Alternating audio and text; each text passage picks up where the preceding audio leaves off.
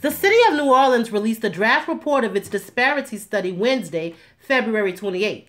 The study details hits and misses of the city's Disadvantaged Business Enterprise program, while also offering recommendations on strengthening the program to create and sustain economic equity throughout the city for all of its residents. So you heard the disparity study. The disparity study confirmed many of the things that we already knew to be true, but we needed proof because people did not want to see what was right in front of their face. That the people of New Orleans are very ready and very able to go to work.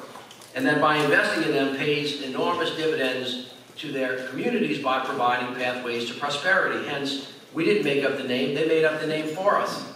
That's what it's all about.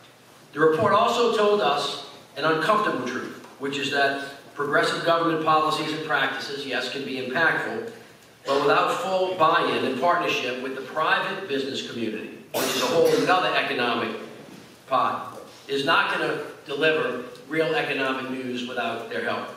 The Collaborative, a group of small business owners and community leaders that promote economic parity and equity, have advocated strongly for this disparity study.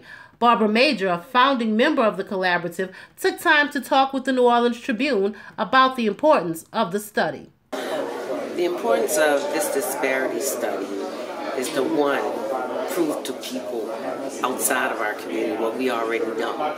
However, just having the information and knowing, even if you intrinsically know what the truth is, a lot of folk don't believe you, and it will challenge you when you try and make a difference in the city. We have been so underfunded as a people in the city of New Orleans. When I'm talking underfunded, I'm not just talking about the economic development of a business. I'm talking about everything, from our schools to health care. We are always underfunded. We also know that if we are to create generational wealth in our community, we have to do it ourselves. And to do it ourselves, we've got to build the capacity of our businesses, to create new businesses, to support the businesses that exist. And so this disparity study will push not only the city, but also we're talking about the private sector, because they have responsibility too. They live in the city with us. So it's to push the private sector and the city to do better, to be more equitable in terms of how they create contracting opportunities, how they create access to capital. But I want people to understand the fight ain't nearly over. Because the bottom line is those who have are going to continuously challenge those who have not, but are willing to push against the grain and make a difference. So we know that, one, our community needs to be educated on economic development, the fact that we're being cut out, and to what degree we're being cut out, and the fact that it's not going to happen just because they have to, just because it's the right thing to do.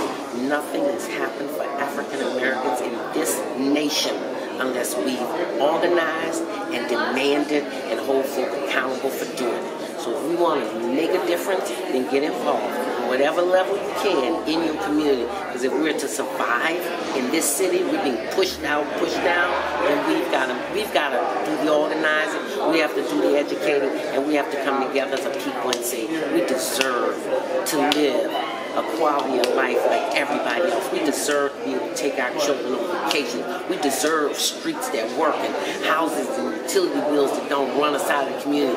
We deserve to live in New Orleans just like everybody else. This is our city. We have been here for 300 years and we're not going anywhere. So we're telling folks, do the right thing. Give us a chance of really creating wealth in our own community. There's still time for the public to have input on the study, which is being conducted by Denver-based Keene Independent Research. According to Annette Keene, who provided Wednesday's overview of the draft report, there are 2 additional public meetings that will be held in March, as well as other opportunities for public comments online at www.noladisparityststudy.com, by email at noladisparity@keeneindependence.com, and by direct mail to Keene's offices in Denver.